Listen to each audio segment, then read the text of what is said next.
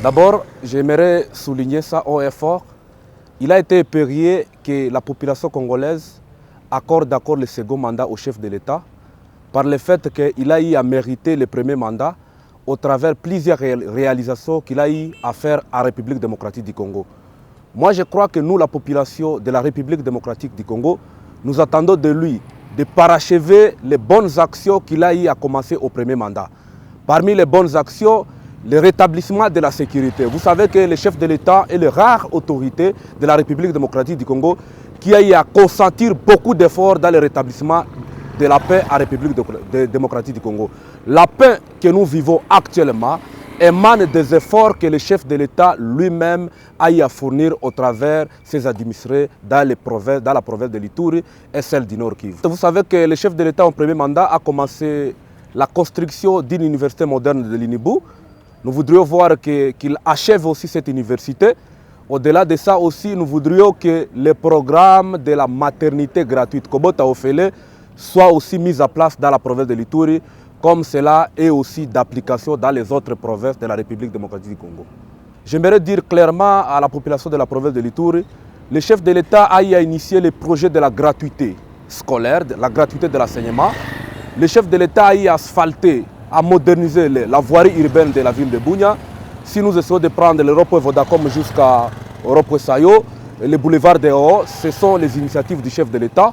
Mais au-delà de ça aussi, le laboratoire de l'hôpital général de référence de Bunia, c'est aussi l'initiative du chef de l'État. Hormis cela aussi, il y a la mécanisation de plusieurs agents de la fonction publique dont les matricules étaient à souffrance. C'est aussi parmi les actifs du chef de l'État. Et au-delà même de ça aussi, il y a aussi les renforcements des capacités militaires pour le rétablissement de la paix. Tout ça, ce sont les actifs du chef de l'État. Moi, je dirais tout simplement que les œuvres du chef de l'État sont légion dans la province de l'Ituri. Raison pour laquelle vous allez constater avec moi que la population de la province de l'Ituri avait apporté son choix pendant le moment électoral massivement pour reconduire le chef de l'État afin qu'il assume encore le second mandat. Et ce qui reste à faire, comme j'avais commencé à le prédire, c'est de parachever les actions qu'il a eu à commencer. Vous savez que certaines actions ne sont pas au terme, mais il faudrait qu'il parachève. Au-delà de ça, nous voulons aussi voir la paix effective sur toute l'étendue de la province de l'Ituri. C'est ça aussi ce que nous attendons de lui.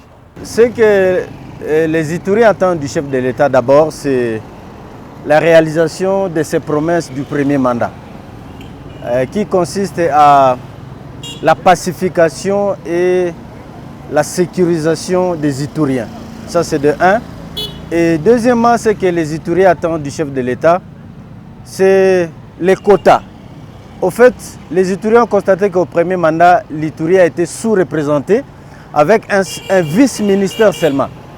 Et vu le poids politique de l'Ituri, ce que l'Ituri représente pour la République démocratique du Congo, donc l'Ituri ne devait pas avoir seulement un vice-ministère. Donc cette fois-ci, les Ituriens voudront voir leurs leaders être nombreux dans ces gouvernements-là, mais aussi dans la répartition des postes, parce qu'il n'y a pas seulement les postes ministériels, il y a également les mandataires des entreprises publiques de l'État, il y a les ambassadeurs. Donc, dans tous ces postes politiques-là, les Ituriens voudront être représentés. Donc, voilà un peu ce que les Ituriens attendent du nouveau mandat du chef de l'État.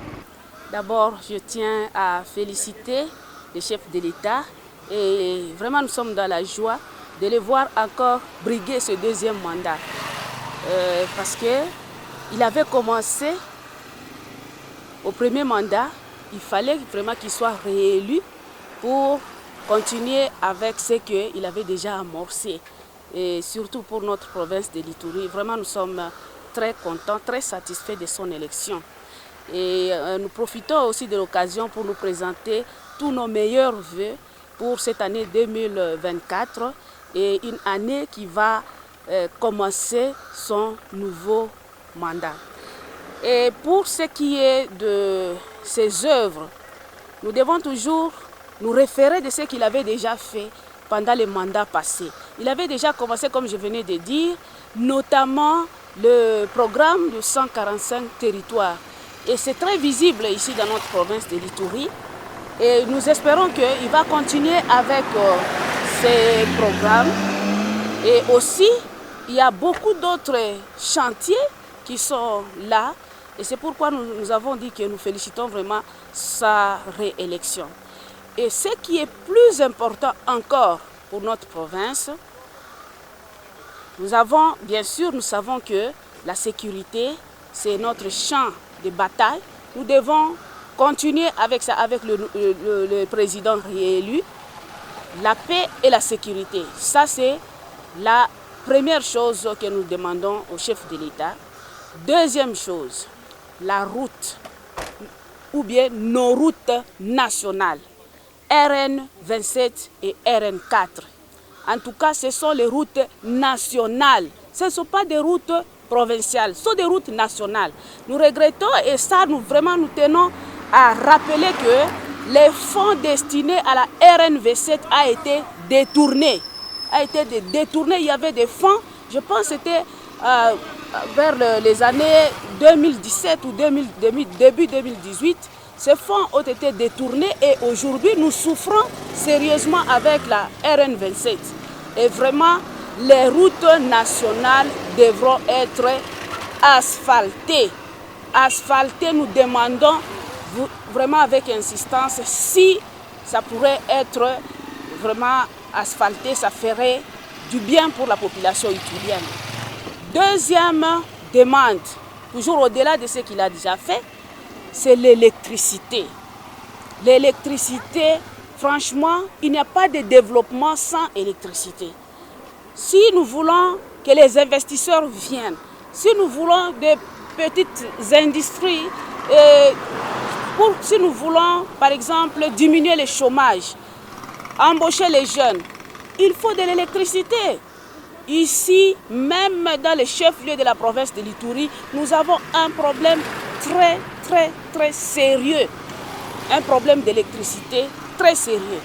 Et vraiment, ça ne donne pas honneur à une ville. Troisième besoin, c'est l'eau. L'eau, en tout cas, notre eau de régie des eaux ici, c'est insuffisant. Maintenant, on commence à forer partout, et ce sont des risques sanitaires. Nous avons besoin de l'eau. C'est très important.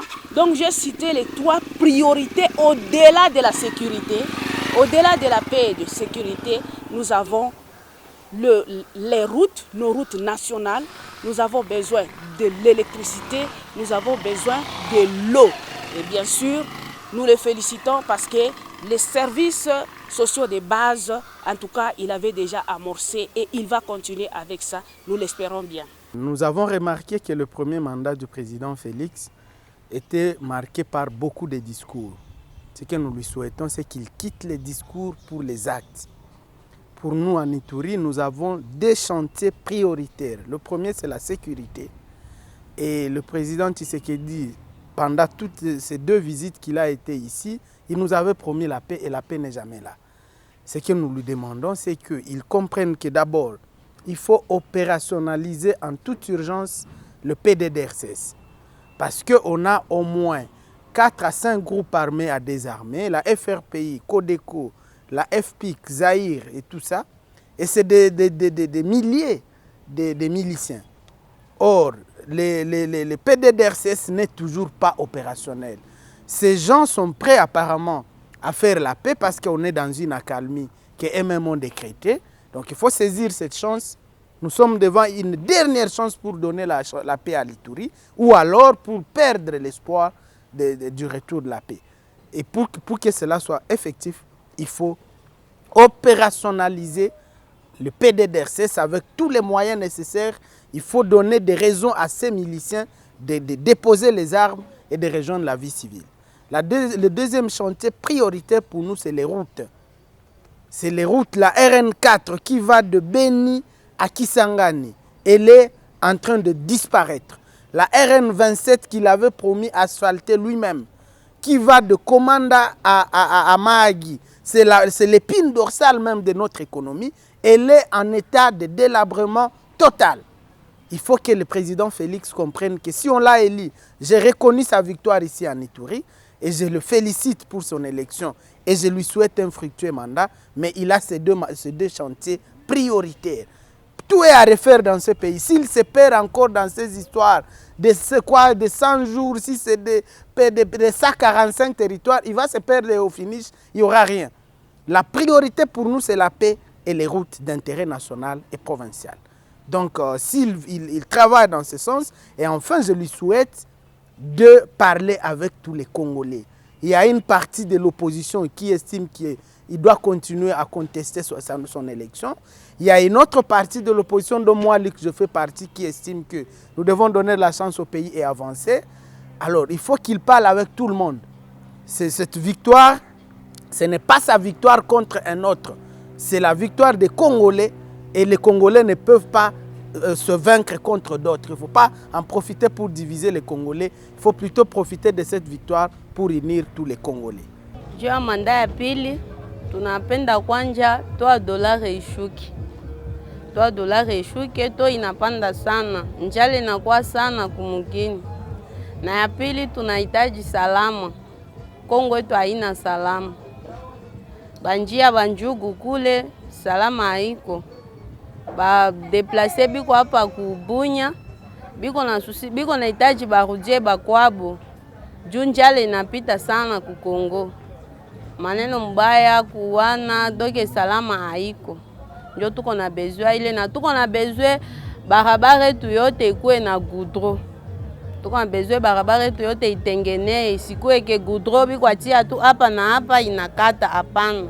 Tuko na susi barabara yote ikuwe na goudron, ichi yetu ikuwe bien, tukuwe na salama, tukuwe na amani,